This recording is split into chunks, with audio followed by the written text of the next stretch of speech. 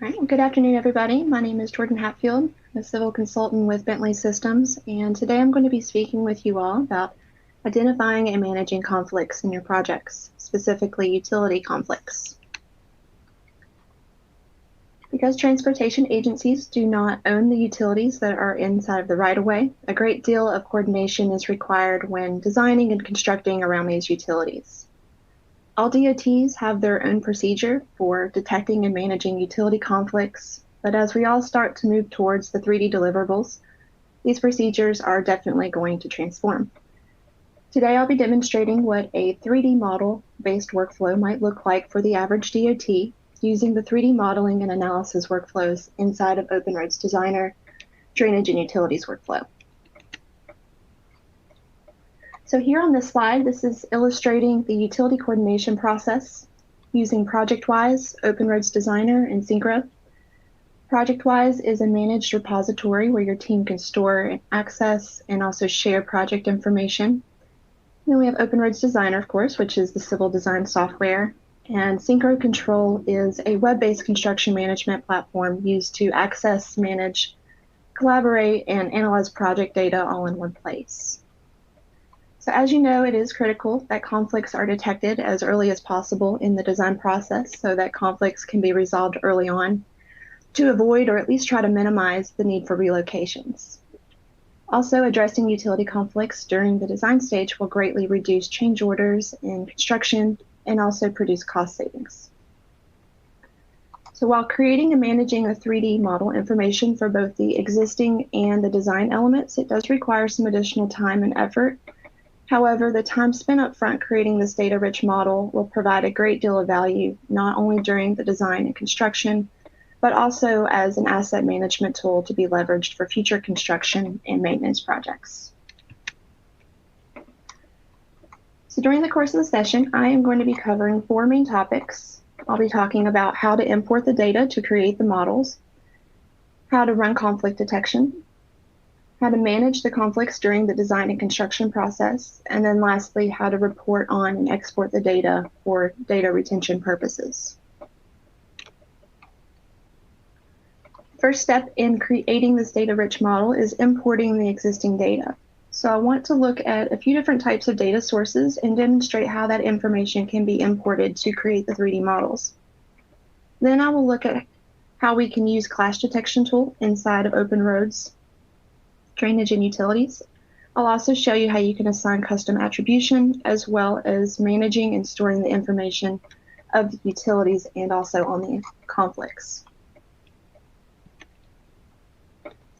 So I'll start by looking at how we're going to create the 3D model. And this tool I'm going to be using the extract from graphics. And from this, we are going to be using survey data. You could also use simple CAD graphics, or it could even be 2D drawing information that you draw in yourself. The extract from graphics command can be used to create drainage and utility elements from a selection set or from a filter.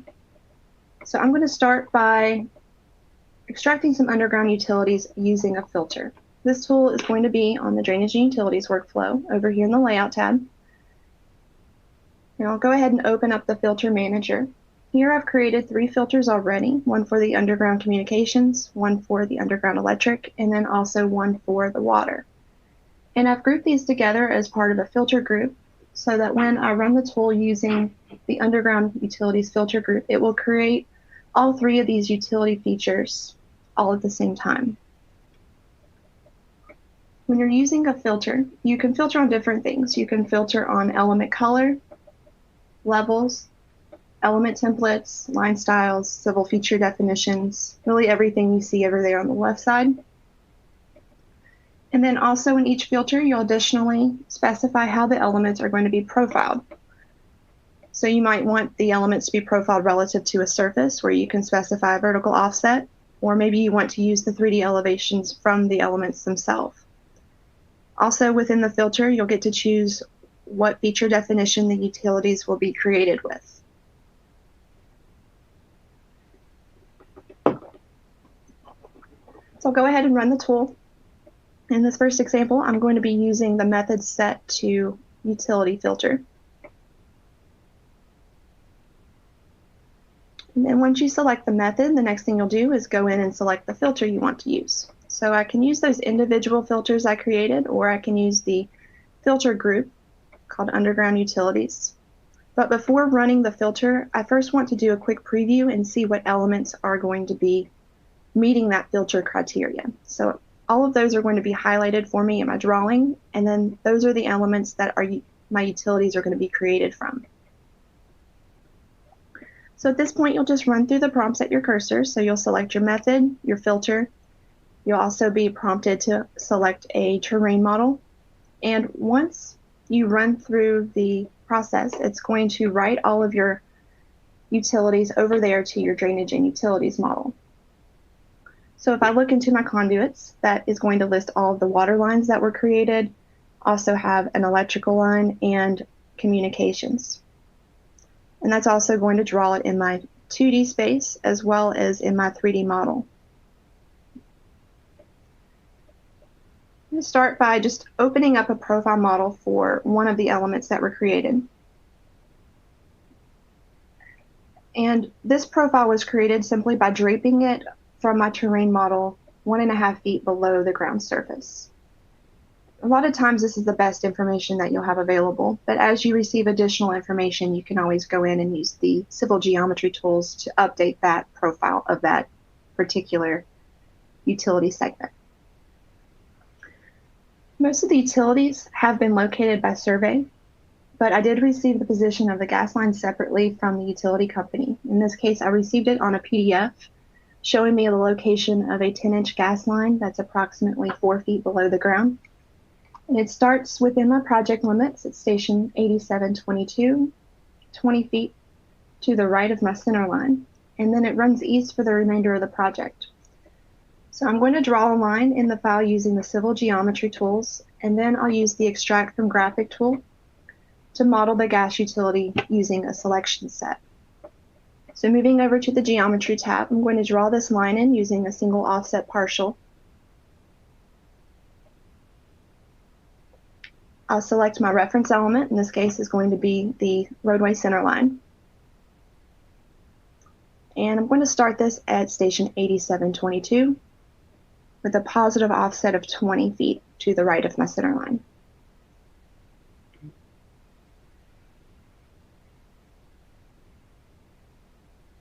And then take it to the end of the project.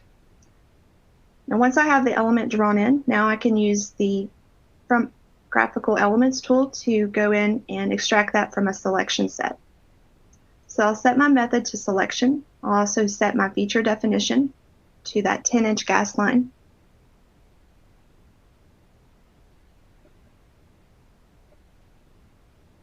And then additionally set my vertical offset to -4 feet. Now I'll run through the prompts, and I'll first need to go and select that gas line.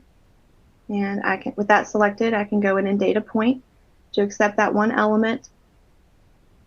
I'll select my terrain model, apply the vertical offset, and then finish through to create those new links.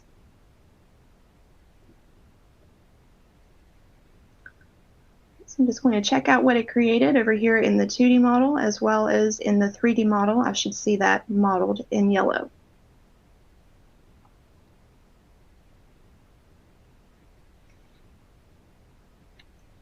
All right, now looking at an additional method. So we can also use Model Builder to build this existing utility model. A lot of times utility data comes from GIS or some other sort of database. So using Model Builder to map this data is very useful. And when you're using Model Builder, you can automatically have the 2D and 3D graphics generated. And then you also get the option to add in additional element attributes, like a pipe size or material, or maybe the owner of a utility.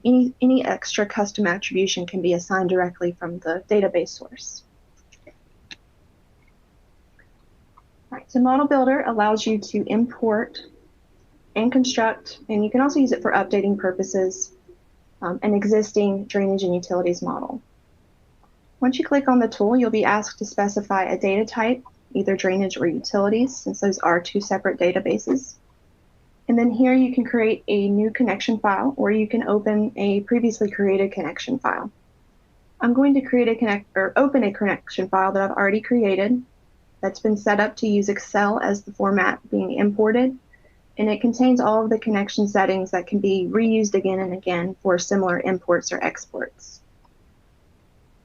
The data you import can come from a variety of sources: Oracle, shapefiles, Access, in this case Excel. And this is just a list of all the data source types that Model Builder can connect to. The Excel file that I am using has 5 sheets listed along the left side, but I'm only going to be importing from 3 of those sheets, the ones that are related to utilities. Each sheet has its own unique type of utility, and that's on purpose because each different type of utility is going to have its own unique set of utility properties. Also, at the end, we'll have the option to automatically assign a feature definition for each one of these. So having them already broken out is helpful for that. But you could also specify the feature definition directly in the spreadsheet if you wish to do it that way. But when you click on any of these, you can additionally click the Show Preview toggle, and that will give you a preview of the data that you're bringing in, whether it be from Excel or GIS or whatever database you're connecting to. And just for a little background information, I just want to show you the Model Builder import file that I created. I actually created this file from the survey data. So I took the CSV file received from survey that lists out all of their shots, and within here it gives me quite a bit of information that I can use to build the model for not only the utilities but also for the drainage. When you're building this import file, it's best to name all of your column headers to closely match the field from the drainage and utilities environment, as well as including the correct units. And this will make the mapping process much easier for you. This works as a wizard, so pressing the next button will walk you through the wizard. Here I'll choose the units, and we want this to match the units of the design file. The next dialog is going to specify how we're going to create, remove, and update. So in my case, I do not want to remove any of the objects because I've already modeled some of my utilities using the From Graphical Filter tool. And I don't want to remove those since those don't actually live in my source. So I'm going to toggle that off and just leave Add Objects only. And then additionally, I want to be prompted prior to adding any objects. Next, I'm going to specify how that data is stored, also how I'm going to be mapping these elements. Here is where the real magic happens, where you're going to do your attribute mapping for how the attributes in your source file are going to correlate to the drainage and utility attributes. So the field column is the Excel attribute, and then the property is the corresponding drainage and utility attribute. This is where having a previously created connection file will save you a lot of time, but you can also go over and copy and paste mappings from one table to the next using those 2 icons. The next dialog is where we'll be able to set the feature definitions that are used for each utility in the spreadsheet. Again, if you chose to specify the feature definition directly inside of the spreadsheet, you would just go right past this dialog.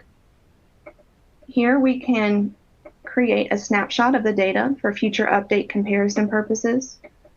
You can also specify where that data is going to be stored. And then in the very last dialog is where we're going to initiate the creation of the model. So here you can optionally say no if you're just wanting to create the connection file only, but in this case I'm going to select yes and then click finish. This next dialog is asking me if I want to synchronize into the model using Model Builder. And it's asking me because this is not undoable. I won't be able to hit the undo button to remove this. I would need to manually remove the elements. So I'm going to go ahead and hit yes. And here I'm just being prompted for all of those elements from my spreadsheet to be added over to my model. And just to be fast, I'm going to say yes to all. And then I'll get a summary of all the elements that are going to be added. Now, once I close the dialog, I'll get one more prompt, which is going to ask me if I want to synchronize the drawing. So this is going to take the information imported into the utility database, and it's going to draw graphics from that inside of my 2D and 3D models. Right, so now that we ran through that, you're going to want to go through and review what was brought in. So first I'll take a look over here in the utilities model. So I'll have a list of the nodes that were created. And at the bottom of this list, I have all of those power poles that came from my Excel list. Additionally, if I go down to the conduits, I have my overhead electric lines. And then also from the spreadsheet, I brought in my overhead communication lines. So that's drawn over here, as well as over here in my 3D model. So it took the spatial information from my spreadsheet, and it drew in that information over here in my 3D model. And you would just want to go in and verify that everything drew in correctly. Sometimes it's a matter of just missing a property, like a rotation or something. So anything like that, you would just want to revisit your spreadsheet and add the data that you need. But here I have my communication line and then also the utility line drawn in. I'll go ahead and open up the utility properties. And with this, I also included some additional properties there on the end of my spreadsheet where I wanted to include the operation status, the owner, and then also the investigation level. So any custom properties that you add, we can additionally bring those in through Model Builder. So just checking that the information came through. I see the owner set as well as the operational status and then the investigation level.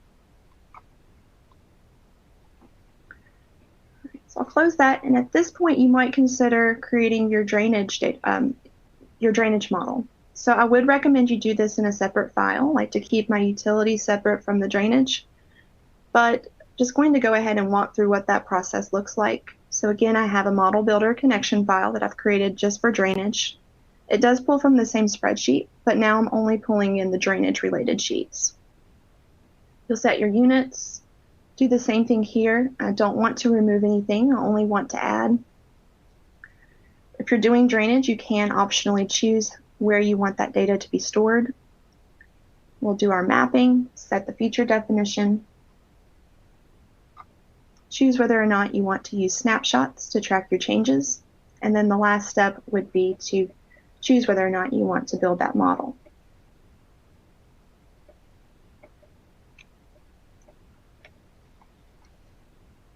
So at this point, I am going to start doing the conflict detection. So with conflict detection, I'm going to be checking conflicts between feature definitions or elements that are on named levels. With this tool, I can set soft tolerances per the element and also set the conflict type. We can check elements against themselves or against other elements. And once we're finished, all of the conflict nodes are going to be written into the database with all of the attributes that they need. All right, so I'm going to start running the conflict detection here in this project. And to do so, I have created a 2D container file and referenced in all of the models that I would like to run conflict detection between. This includes the corridor for State Highway 97. I also have a bridge modeled, an open bridge modeler, and I have all the existing utilities modeled that we did a little bit earlier. The utility conflicts tool is going to allow us to identify sets of elements to be used for the detection of physical clashes and clearance problems between any of the elements. And then those detected clashes are going to be stored over here as conflict nodes inside of the DGN model. Then we can use these nodes to query them and report on them with flex tables like we would any other type of drainage and utilities node or conduit. All right, now I'll get into the tool, take a look at the dialog. On the left side, I have all the available levels and feature definitions. And then on the right side, I have two dialogues where I can check these features against these features. And you're just going to do a simple drag and drop from the left to the right to get the features or levels over to the respective dialog. You are going to want to run this inside of your 3D model and have displayed whatever you're wanting to run clashes between. But we can check features that get checked for clashes against other features. So I can take the feature definition for a gas line and check it against all the feature definitions for a water line. And I'll just drag and drop my gas line over as well as my water line. If you want to check for self-clashes, then you're just going to take that same feature definition that you have in the top and make sure it's also in the bottom. So I'm going to be going through the project and demonstrate just a few different ways that you can use conflict detection, and then later I'll focus on how we can use the extra attribution that we've added for documenting those conflicts. So I'll start over here around the bridge area. I have some utilities as well as some proposed drainage running under the bridge, and I want to check for conflicts with the structure. So I've got the proposed drainage running along the interstate underneath, and then I also have some of those utilities. And all of these I've checked are well below the bridge deck. So I'm going to be looking for elements below the bridge deck, and this was modeled in OpenBridge Modeler, so I don't have feature definitions, but I do have named levels. So I'm going to go look at the level for these bridge piles and then also for the footings. And then I'll go over here to my list in the dialog, and I'm going to go find the OBM footings level and then drag and drop it over to the right. And then do the same thing for both the steel and the concrete piles. Now in the Against Feature section, I'm going to grab all of my underground utilities as well as the stormwater concrete pipe.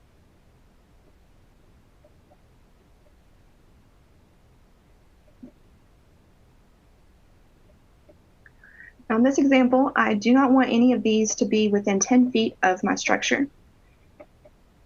You could switch the order depending on if you want the conflicts written to the structure elements or if you want them to be on the utilities. But in this case, they're going to be on the structure elements. So for each one of these utilities, I am going to put a soft clearance, which is going to basically put an envelope around the utility themselves that's going to look for any conflicts within that area. So I'm going to use 10 feet for each one of these.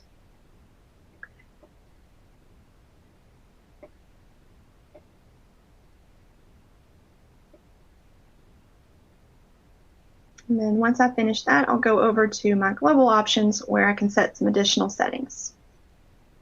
So here I'm going to set my feature definition, which is how I'm going to classify the node. Typically going to start that off as potential. For the surface, I can choose to draw the node on the surface and pick a terrain model, or I can say no surface and it will be drawn at true elevation. And then the merge tolerance is going to group conflicts that fall within a certain range. And I'm just going to leave those set to 0 for now. All right, now we're ready to process. And when it finishes at the bottom of the dialog, it'll tell you how many conflicts were found. It'll also graphically show you those conflicts inside of your plan and 3D models. So here I'm looking at these orange nodes that were drawn in on each one of the bridge elements that are within 10 feet of any of those utilities. So here I would look at the situation and decide what I want to do with those utilities. And in this case, we're probably going to relocate the utilities prior to construction. And then when we think about the drainage, it might make sense to recommend that they outfall the drainage network prior to the structure, just to remove that conflict entirely. But it did write 64 conflicts for me. I don't necessarily need to track 64 conflicts for this. So I'm going to go down my conflictor list, and that's going to list each individual element that has a conflict with my bridge. And I'm going to use this flex table to select the ones I want to remove. And then I'm going to keep just one of each element. So I'll keep one electrical segment. I'm going to keep one fiber optic cable. And then I'm going to keep one pipe, which those are all the same element. For the water line, I actually have two different elements. I have WL and WL1, keep one of each. And with those selected in the flex table, now I can go and select those in the drawing. It's going to create that selection set, and from there I can just delete those out using a microstation delete.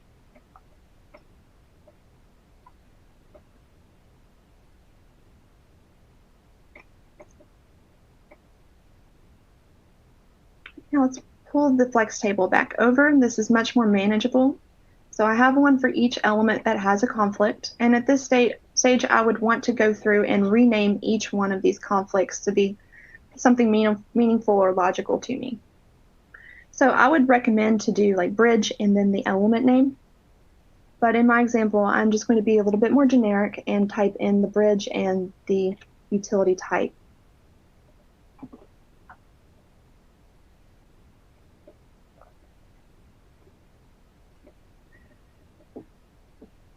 All right, now looking over here at the drainage and utilities model. Again, those are going to be written over here as nodes. And I'm going to select that to see the civil properties. I'm going to do a quick refresh so that we can see the new naming that we added. And in the civil properties, I'm going to get all of my usual civil information, but I also get a subset of my drainage and utilities information right there. But if you want to see the full properties, then you can open those up. And then as you go through and click the additional nodes, you can see that information populate. And you could edit those properties individually if you needed to. All right, looking at another example, away from the bridge, I'm going to be looking at areas where I have overhead lines crossing the roadway. So looking at this location, there's a few different locations in the project where this is happening, but I want to make sure that the bottom line, the communication lines, are at least 20 feet above my pavement. Now you would want to run this for both your electric and the overhead, both the lines that you have on there, so that you can document them as conflicts. But I'm just going to run it for the overhead communications, and I'm going to run that against the check these features, and then I'm going to go and select that concrete pavement mesh that came from the roadway corridor and check it against that. Now on the overhead communications, that's where I'm going to put that soft clearance value of 20. And so that's going to check along the project any feature definition on overhead communications that is less than 20 feet from a pavement is going to produce a conflict node for me.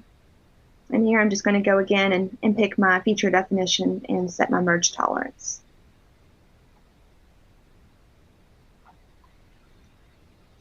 Okay, so down in the bottom I see 6 more conflicts were found, and we'll open up the conflict table. And doing the same here, I'm just going to go through and name these. Now I'm going to worry about the attribution later. For now, I'm just going to, as I do these conflicts, I am going to make sure that I have them named correctly. So again, as you name these, I would recommend using the conflicting name for that actual element. And what I'm doing is just going through and kind of generically numbering them. Another thing I want to look at are my utility poles. So in this project, we widen the road. So we have some different instances throughout the project where my utility pole is actually in the pavement. And then there's a lot of other areas where that utility pole is still within inside the clear zone. So I'm going to run another clash detection to go look for utility poles inside of the clear zone. That white dash boundary you see is something I drew in, representing the clear zone. And I only did this at the beginning of the project, just as an example. But you would want to do this, for the full length. And from that boundary, I was able to create a mesh. And I named that mesh clear zone limits. And now that I have that mesh, I can run clash detection between the utility poles and the mesh to look for any hard conflict with that utility pole and mesh to check for any poles inside of my clear zone. And then from there, I could mark the utility poles that need to be relocated. So just going into the feature definition list and grabbing the utility pole, and then also going to go and select that mesh feature definition. Now, in this case, I'm not going to do any soft clearances. I'm looking for any hard hits here. And then we'll also want to check the feature definition, make sure all that's set, and then process.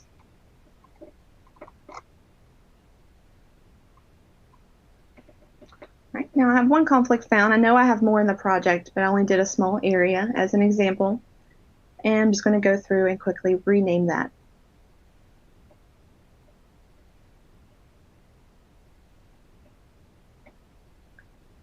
All right, now let's do one more example. Now I'm going to check my underground utilities with the finish grade. I want to make sure that after construction's finished, that all of my utilities are the correct depth that they need to be. So to do that, I am going to use my top mesh that was created by the corridor itself, and then choose all of my underground utilities and set those over to the right. Also going to do the stormwater pipes. Now for each one of these, I'm going to set a different clearance value depending on how deep they should be.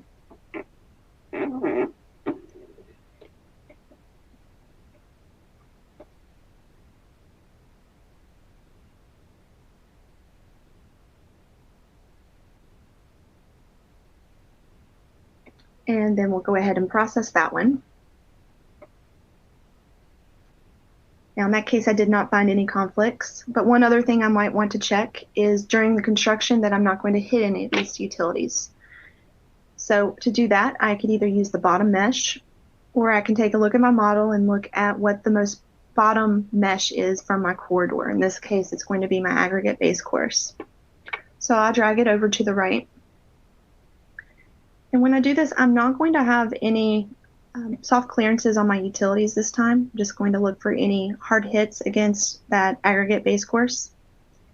But if you did want to provide some sort of buffer, then you would want to add that soft clearance to all of those.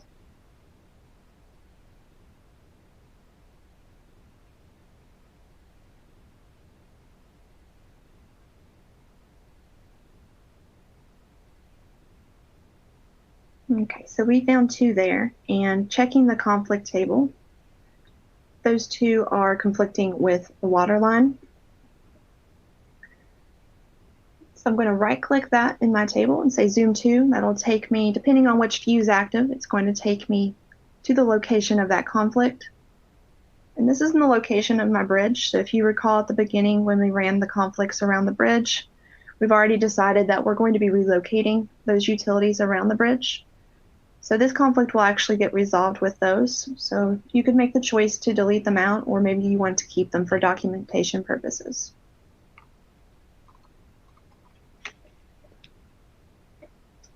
But after you run conflict detection, at that stage you would want to go through and review all of your conflicts and then update the data on them. Inside of OpenRoads, all the data is going to be stored inside of an SQLite database that lives inside the file. And the attributes that live on the elements are customizable. So you have a set of default properties that already exist, and then you can add additional attributes as you need. These attributes can be different types of data, so they can be dates, text, formulas, and more. And then we can additionally go in and add item types so that we can transmit that attribute data to other types of other applications. Also use this for reporting purposes. So we'll be able to use them in the flex tables, queries, and you can also use this for annotating.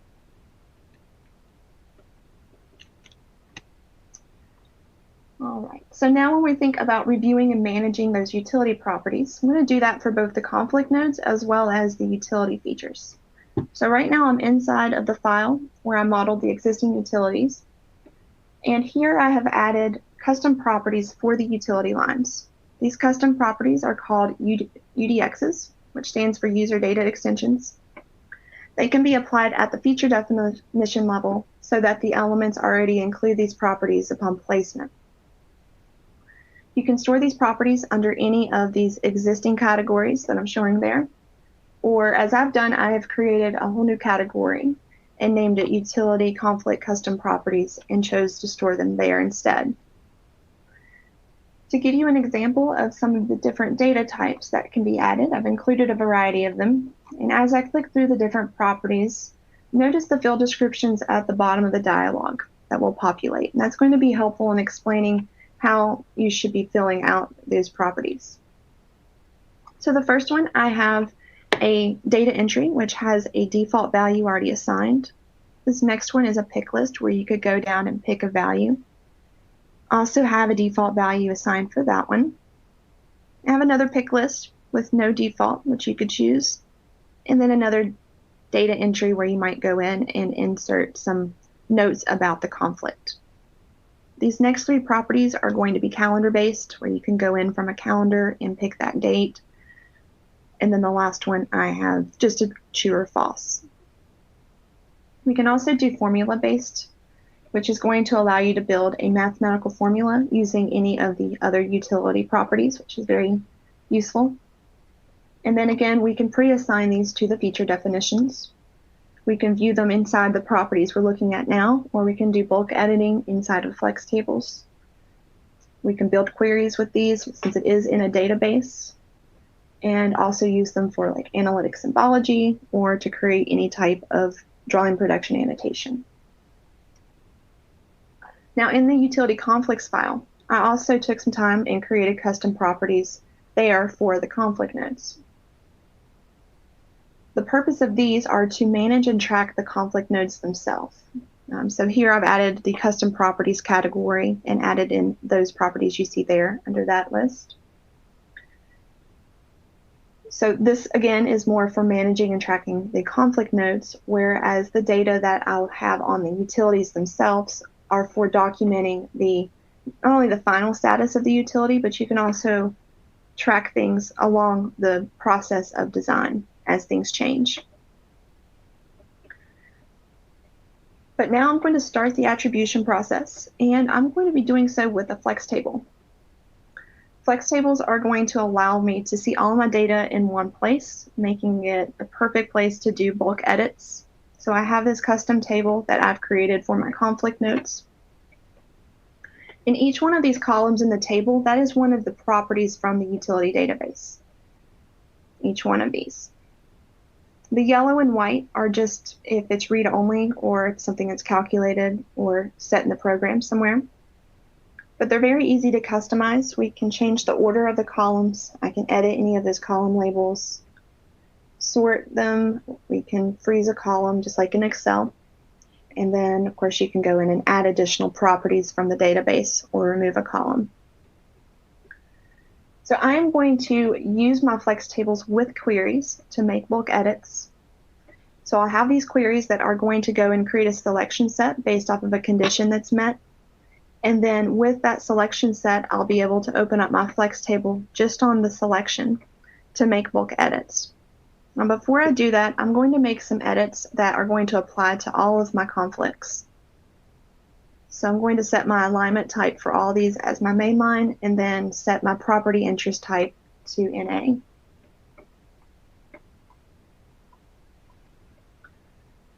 And now I'm going to start using those queries I created to make specific edits to the different conflicts. So here are my queries. I've created 3. I've created one query that will go in and select all of my conflicts that have to do with the bridge, that have bridge in the label name. And then I also have one created that will select all of my clearance conflicts, as well as one for my clear zone conflicts. I'll start with the conflicts with the bridge, and that's going to create a selection set of 5 for me.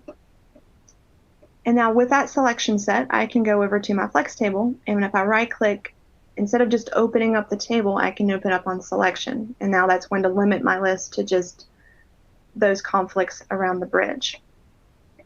And now you're going to want to look at each conflict and see how you want to resolve it, who the responsibility party is, and basically filling out all of those properties that are there by default, as well as the ones that you took the time to add.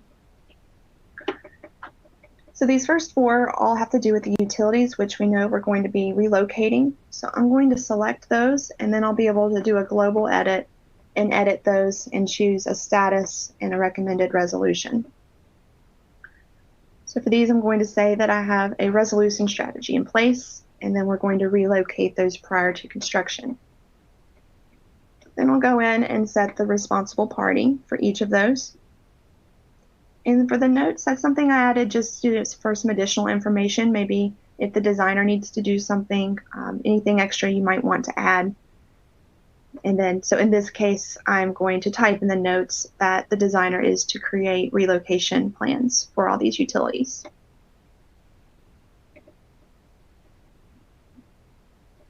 Now moving over to the other end, I also have some information about the location of these conflicts. So in this case, I'm going to be doing some utility relocations. I'm going to have some station ranges of where those utilities need to be relocated, what limits they have. So I went through each one and found out what those limits are, and I'm just typing those in over here. And one last thing before I leave this dialog is I'm going to finish attributing the stormwater conflict. So with this one, I mentioned earlier, we might recommend that they outfall the network prior to the bridge to remove that conflict. So we'll just say the responsible party is the design team, and then type in some notes of what maybe the recommendation is.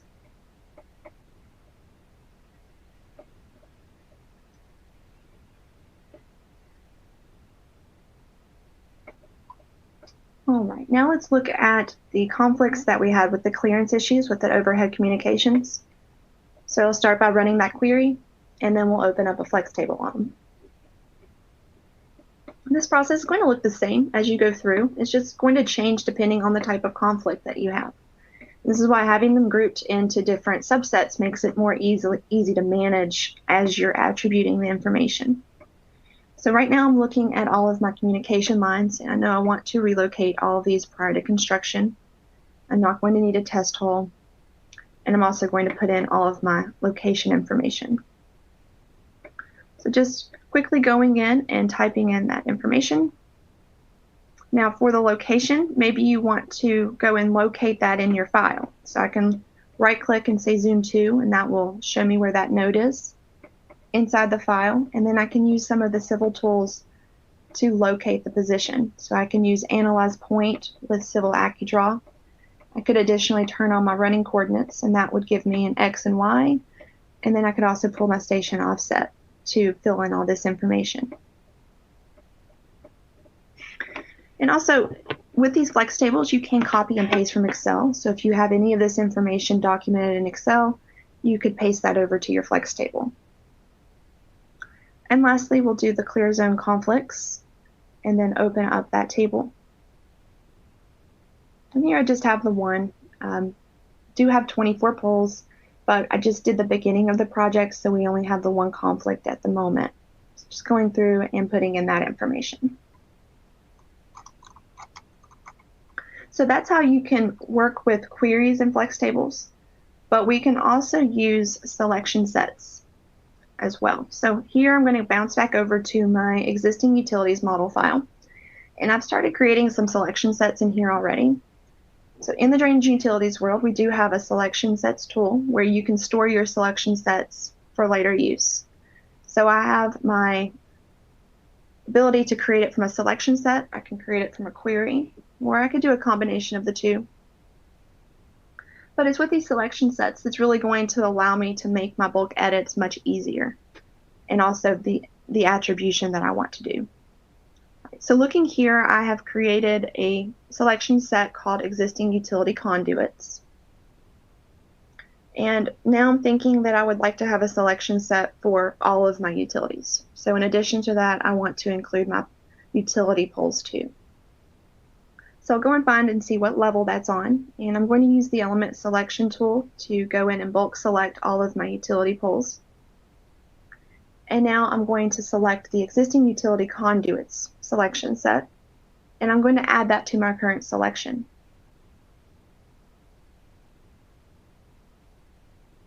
All right, now I'm going to have all of my utilities part of a selection set, and I can save that to use for later.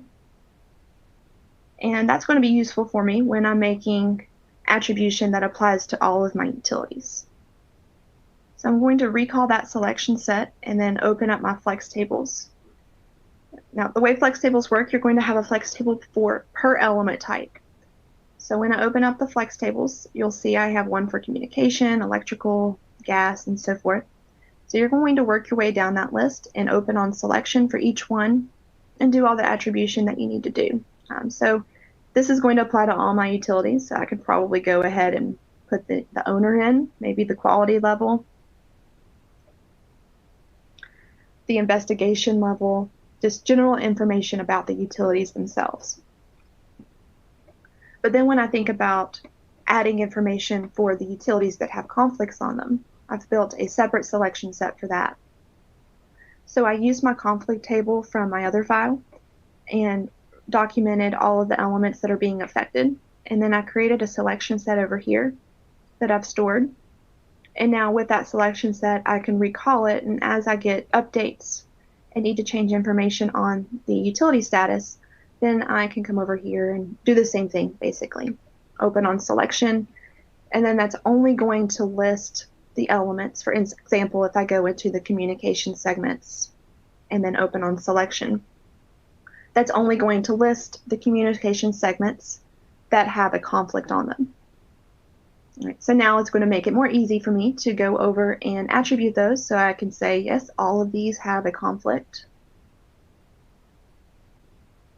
Could additionally go in and add some notes. So you can choose really how often you want to update the utilities with status notes. As you receive additional information and reports are completed, you can document those.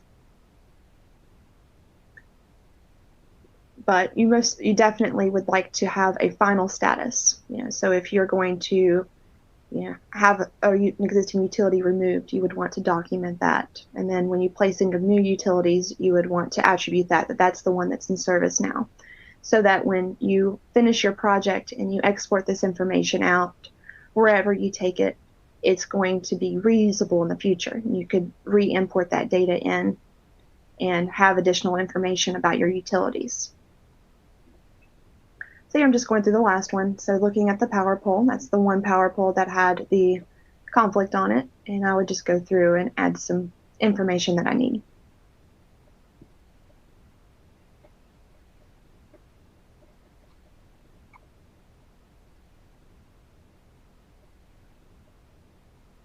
Right.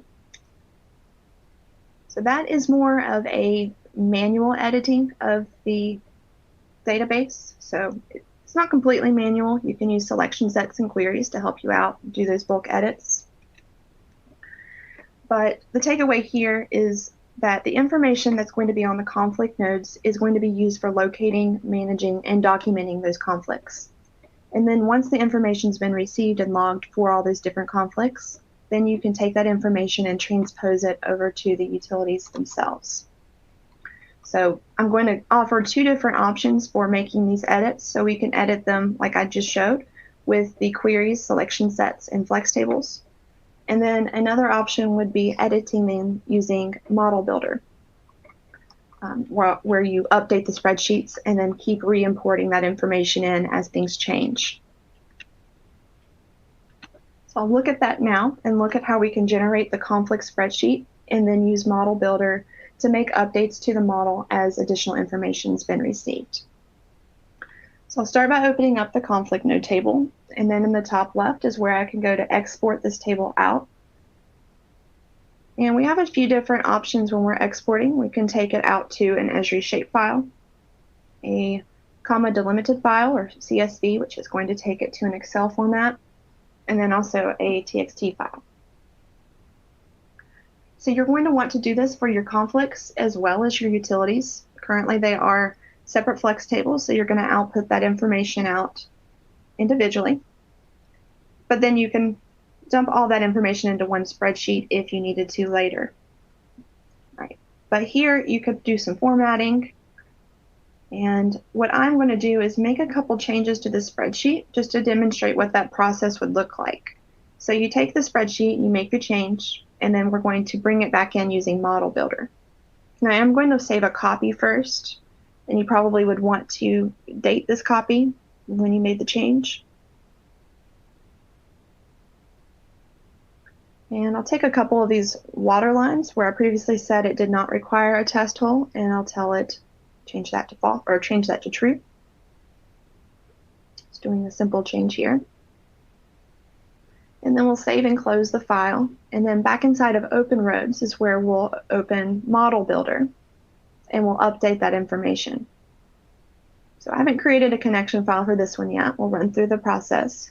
This is coming from Excel. I'll go in and browse and select that spreadsheet. If you did have all of your information in one spreadsheet, you would just want to pick the sheets that you're interested in importing. And then pick your units. In this case, we do want to update. So I'm going to leave update existing objects on. And we could say prompt. And I'll go ahead and say next. And now I'm going to do that mapping. So you would do this once, and you would have your mapping file complete, and then you would be able to just recall that connection file like I did earlier, and you don't have to go through this process every time. But all I'm doing is I'm mapping the source fields over to the drainage and utility properties.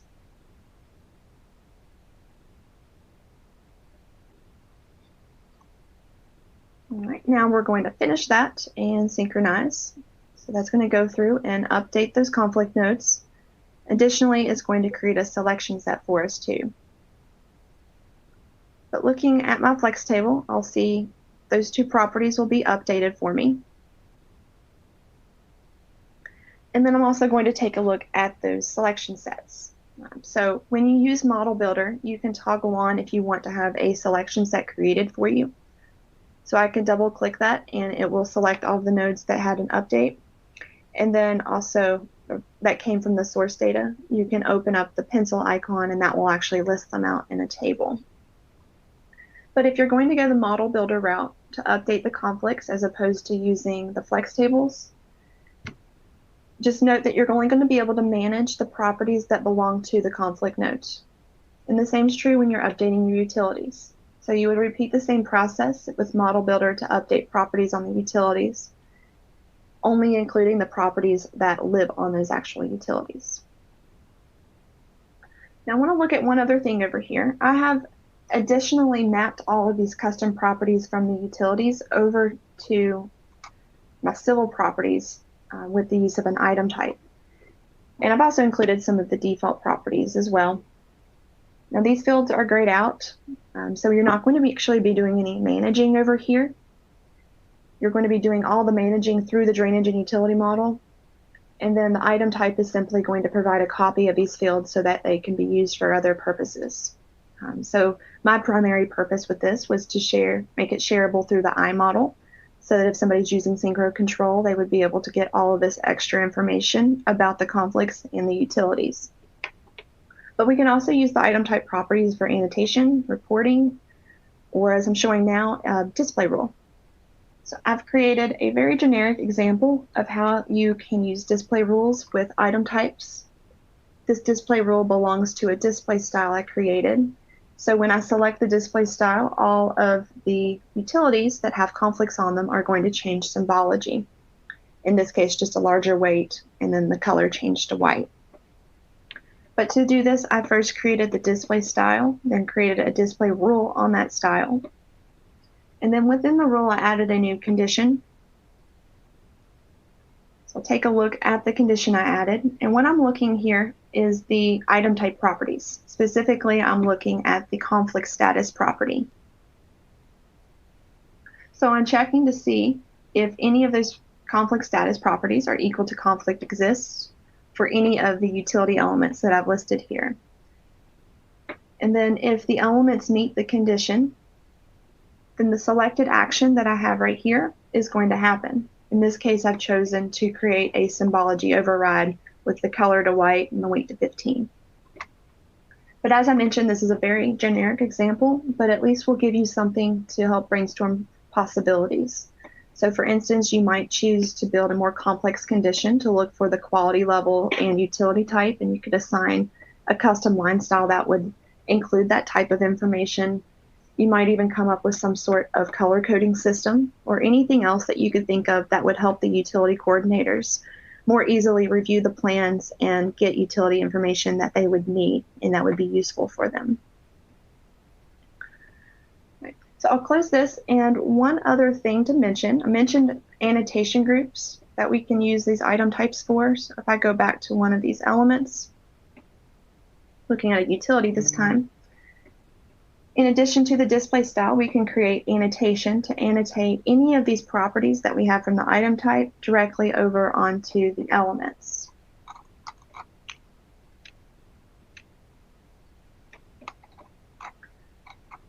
All right, so once conflict detection has been performed and you've taken all of that time to correctly assign attribution to all of the nodes, then we can push this data to the field engineers with the use of ProjectWise in Synchro.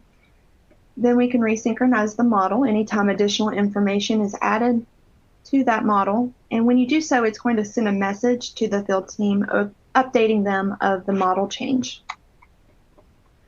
And now in Synchro, all of the attribute data that you took the time to create and manage is going to be visible to the field team. They can then use that valuable information to perform the necessary work. And then within the use of forms, they can facilitate communication back and forth with the design team with any type of field information they gather or any questions or comments they might have. So I do want to note that the model is going to be fully managed inside of OpenRoads, inside of that environment where the databases are stored. But then once the project is finalized, the completed model data can be retained, exported out, and retained either inside of ProjectWise or maybe a GIS database that you might want to use for future use. With that, that concludes my presentation.